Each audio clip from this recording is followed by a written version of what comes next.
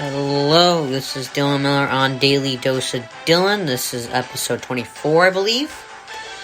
I did say baseball and basketball are in while football is out, but guess what? I was lying, because we still got some football talk going here.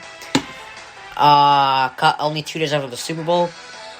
I'd say about next week will be when I start doing primarily basketball and baseball. The thing is, baseball isn't starting, their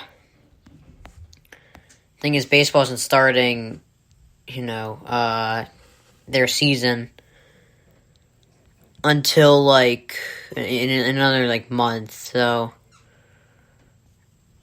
I know the Giants just got McGee, and,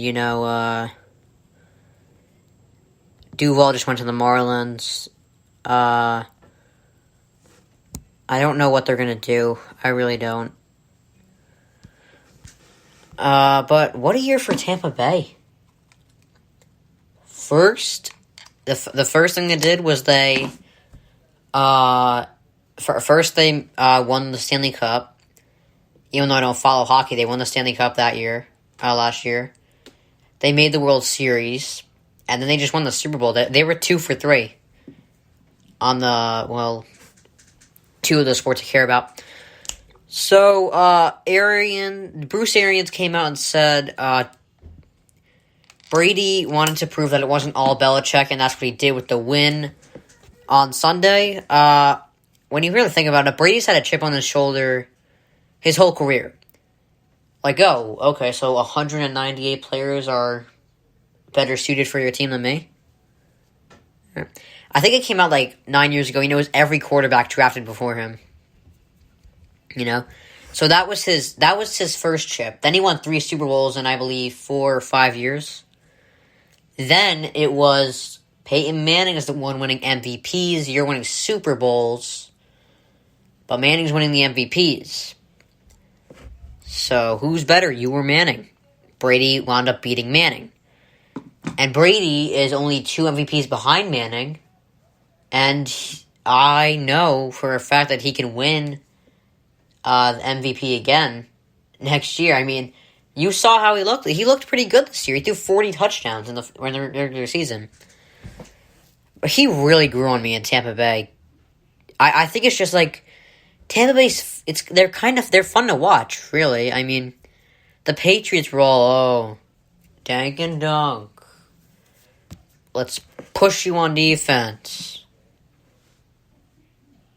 We got Bill Belichick, the guy who talks like this. So it's like he's mumbling through a press conference, bro.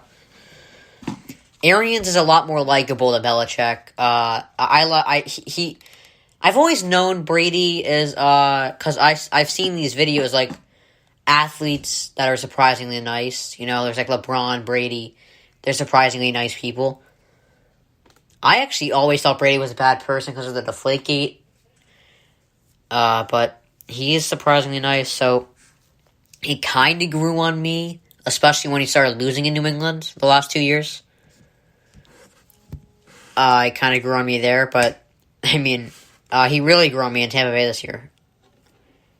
I actually rooted for him in the Super Bowl. I thought the Chiefs were going to win, but I rooted for him. That was crazy. But, then he had to beat another thing. An undefeated opponent. This opponent that he plays, he had to beat Time. Time is undefeated. It beat Manning. It beat Breeze. It kind of beat Montana a little bit. It kind of beat Jordan. It hardly beat Montana and Jordan. I wouldn't even say it did beat them. But, actually, Jordan still played pretty well on the Wizards, so they had 1 loss. We'll give Time 1 loss against Jordan. And so far, it's getting creamed by LeBron. And Brady. So, they're looking to, that record's looking to fall back a bit. But he went against Time. And, in his 40s, he has 2 Super Bowls. And he won an MVP and threw for 505 yards in the Super Bowl. Then he had another chip. It was Bill Belichick. when Brady left, people were saying it's the system. It's about the system. Brady won't do anything without Belichick. Then Brady wins a Super Bowl this year with a non-playoff team last year. And LeBron's doing this, and Jordan did this. And this chip was probably the biggest. The 6th round pick is pretty big, but it was definitely his biggest, because the person who knows Brady the most and has been with him for 20 years, and Bill said, you can't do it. And it's not like they had a good young backup like Jimmy G back there. They had like Jeff Stidham or something. Because he went to them before the year, and people were like, oh, he sold his house in October. He did that after he went to them at the beginning of the year and said, you can give me an extension and I'll stay. They said, you know what, you're 42. Let's not give you it. Oh, okay, so you want Jeff Stidham over the person who just won the Super Bowl.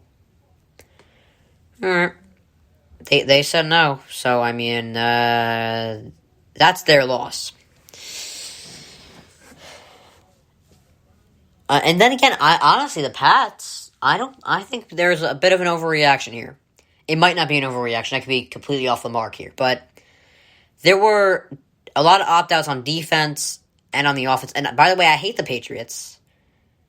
Obviously, I hate watching them win, and I just don't like the way they play.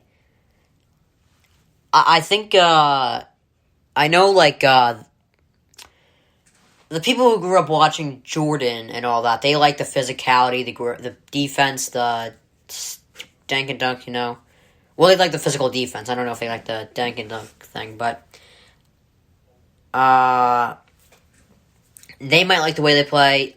I, for one, do not like the way they play. It's very boring.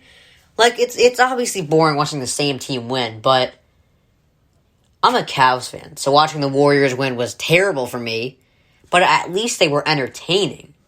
The Warriors, they were the best offense I think I've ever seen, and I'm not that old, so I can't really...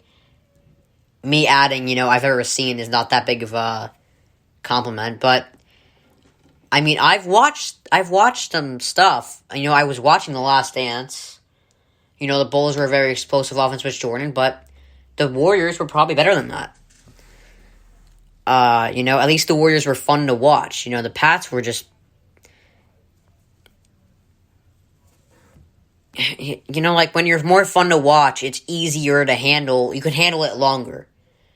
I was able to handle the Warriors for about 3 or 4 of those 5 years of that 5-year run. 3 or 4 years of that 5-year run before I really started to be like, okay. As a Cavs fan, probably just 3 years. But I was able to handle the 3 years they played the Cavs, and then the year after that, when they lost to the Raptors, I was able to handle them there. Or I wasn't able to handle them. I was like, this is it. You gotta stop at something. We gotta draw a line somewhere. But the Pats was just so easy to not like. It was just so easy to not like. Anyway, here we go. So more Super Bowl talk here. I should probably get some music going. Let's beef up the entertainment here, because I feel like it's boring just listening to me talk. So here we go. Alright, so Pat Mahomes is going to have toe surgery. There were reports that he had turf toe during the playoffs. I think it was after the Browns game where the report came out that he has turf toe, which is I've heard a pretty rough injury. I've never had it myself, probably because I only play basketball and baseball. Turf toe is not something I'm prone to. But I'm not going to make any excuses for this guy, because I don't think it would have changed the outcome of the Bucs game. I think it was more about the 2 O-linemen injured, Eric Fisher and Mitchell Schwartz. And I'm sure he was in pain, in a bit of pain, but I said it yesterday. They didn't look like they had the same confidence, so I'm sure the turf toe did play a factor in that. But I think, the 2 O-linemen is the real reason they lost. And another reason I lost is the fact that Brady's just that good. Alright, so I thought this was kind of interesting. Jerry Rice and Tom Brady, only two players that you can cut their careers in half, and that's two Hall of Fame careers. Brady has had three, by the way. So, Jerry Rice said, Brady is the GOAT, but he played in a more physical era. He's right. It's obviously more protective now, especially at quarterback with all the offensive linemen. I don't think Rice cares much about being the GOAT.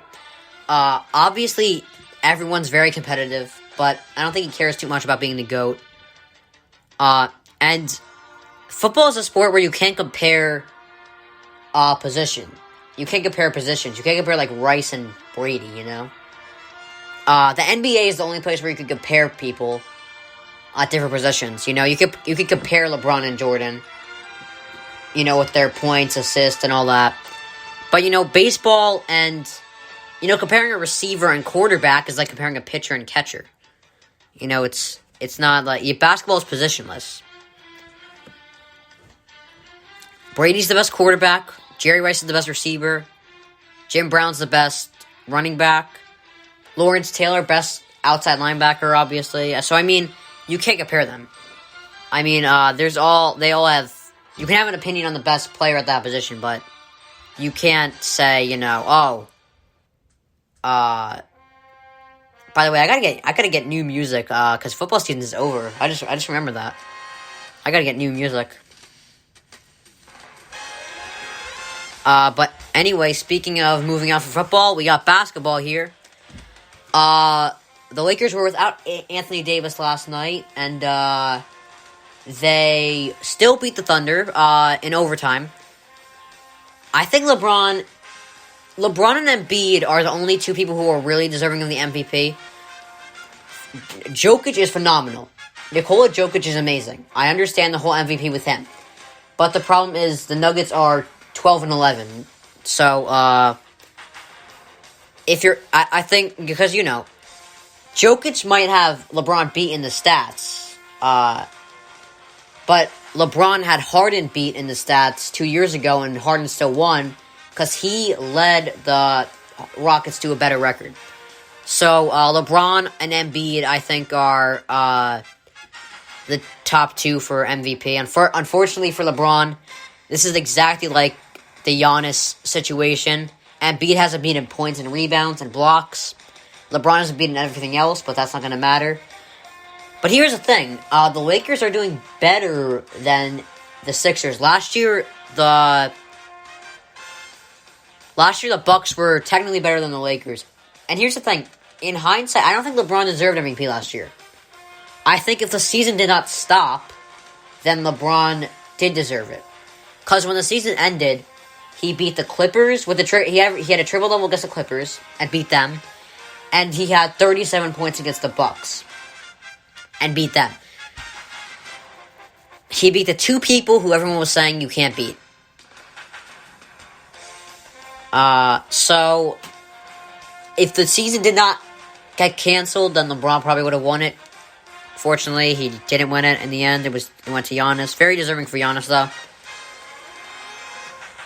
Although I think LeBron is the most deserving for MVP this year.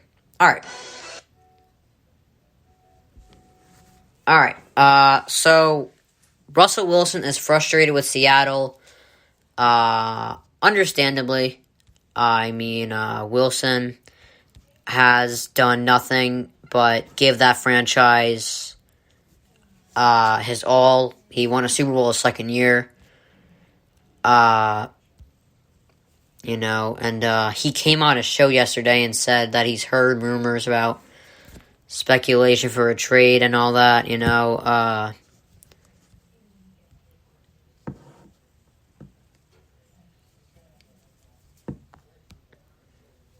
He said he's frustrated with getting hit too much. I mean, again, understandably, I mean, he's been hit way too much.